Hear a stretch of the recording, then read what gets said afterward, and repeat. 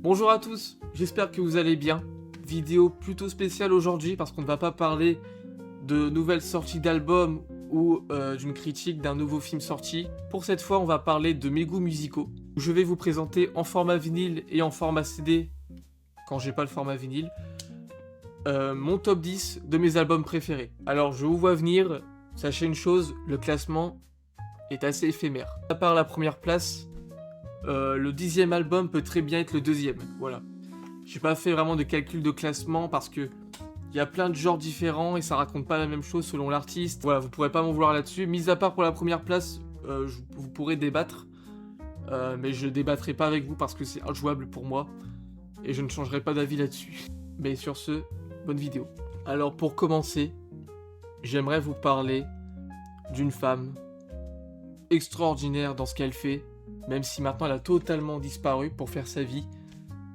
Mais alors, merci pour la musique. Je parle de Sade, Love Deluxe. Plutôt joli quand même. Plutôt joli comme pochette.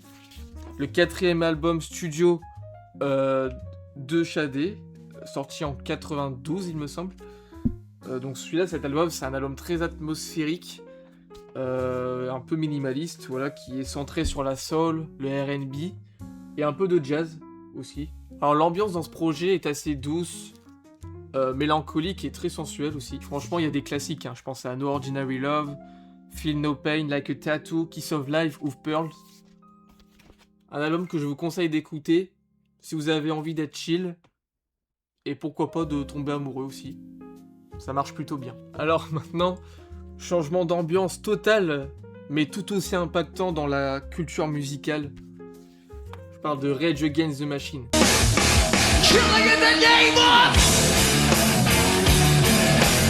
Alors ce qu'il raconte dedans, on est vraiment face à un album emblématique dans le rock, un peu même anti-système. Donc être anti-système, de toute façon, c'est être engagé et c'est parler de politique. Zach de la Rocha qui performe extrêmement bien dans ce projet-là. Il dénonce un peu le racisme institutionnel et l'autorité abusive. Je pense forcément à Killing in the Name, leur classique, à Settle for Nothing.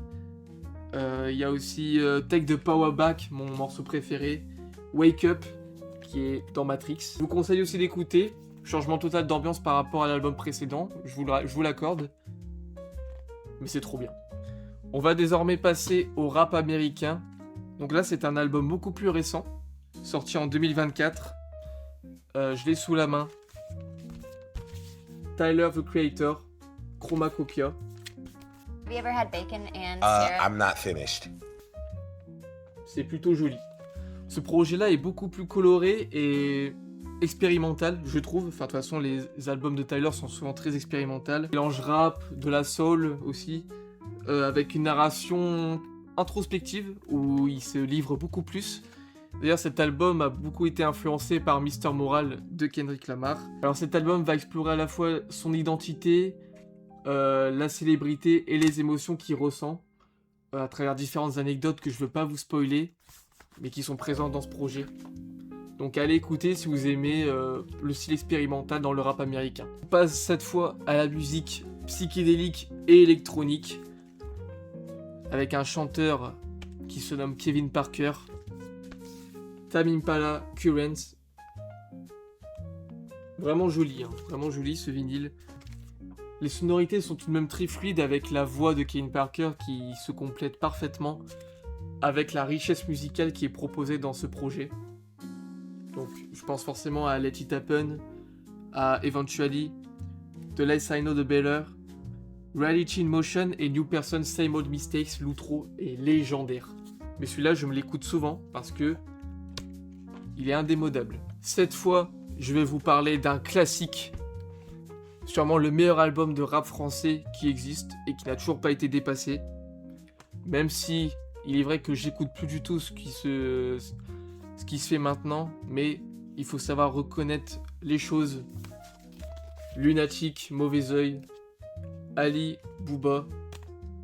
Mais ça, c'est vraiment le chef-d'œuvre ultime du rap français si vous voulez vous cultiver dans ce thème-là. Alors c'est un album qui dépeint la rue, la méfiance et le système et la réalité sociale avec un ton froid et très authentique. D'ailleurs, Booba est vraiment trop fort sur ce projet. Je pense à l'intro qui est pour moi l'une des meilleures intros du rap français. Pas le temps pour les regrets. L'effort de paix. HLM 3. Le silence n'est pas un oubli. Pour la culture, écoutez ce diamant. On va cette fois-ci retourner dans le rap américain qui est pour moi un album, l'un des albums de cette décennie 2020-2030, sûrement dans le top 5 et peut-être pas 5ème. L'album préféré pour moi de cet artiste, Travis Scott.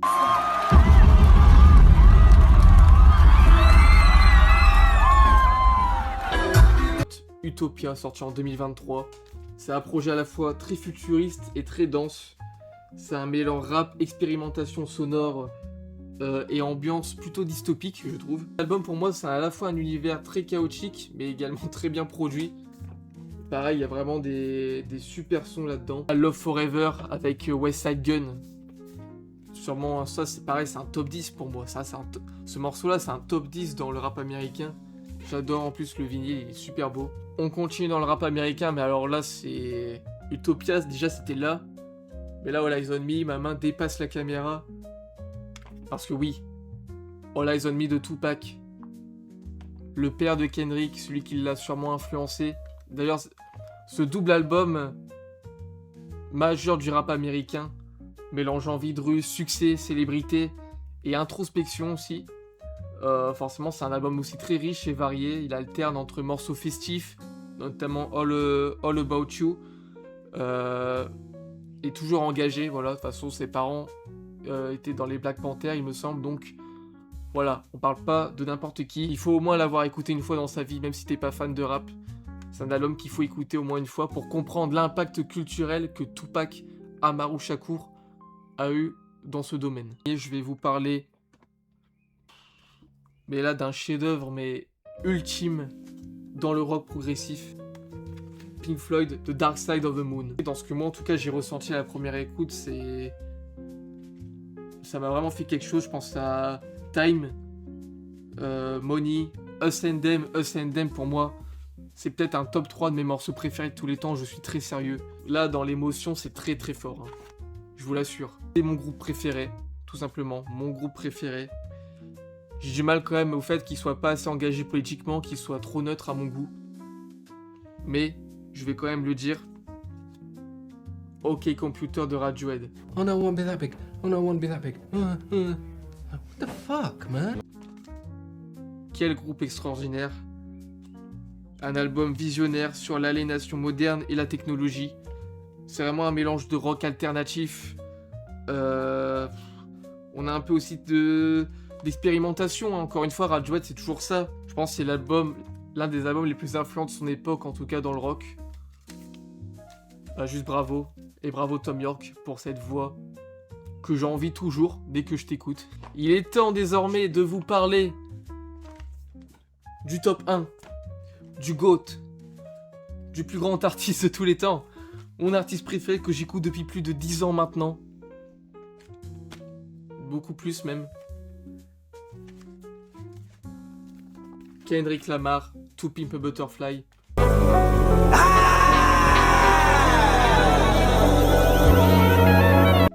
Un vinyle édition collector des 10 ans de To Pimp a Butterfly, car il est sorti le 16 mars 2015, il me semble. Alors là, j'ai beaucoup parlé de chef-d'œuvre hein, dans mes différents albums que j'ai montrés. Mais là, c'est un vrai chef-d'œuvre du rap conscient américain. C'est un album qui aborde le racisme, l'identité, la dépression, la célébrité, et tout ça à travers de multiples genres. Par exemple la soul, le jazz, le rap. Kendrick rappe sur du jazz. Est-ce qu'on se rend compte de la folie de rapper sur du jazz? Comment c'est possible? Il y a aussi de la funk, je pense à High. D'ailleurs, la version album de High est extraordinaire. Mais alors, il y a vraiment des classiques exceptionnels. Wesley's Theory, King Kunta, Institutionalize, These Words, Alright, le morceau de Black Lives Matter, MoMA, sûrement un top 3 de mes sons préférés de Kendrick dans sa discographie. How Much a Dollar Cost, de Blacker de Berry. Mais il est exceptionnel.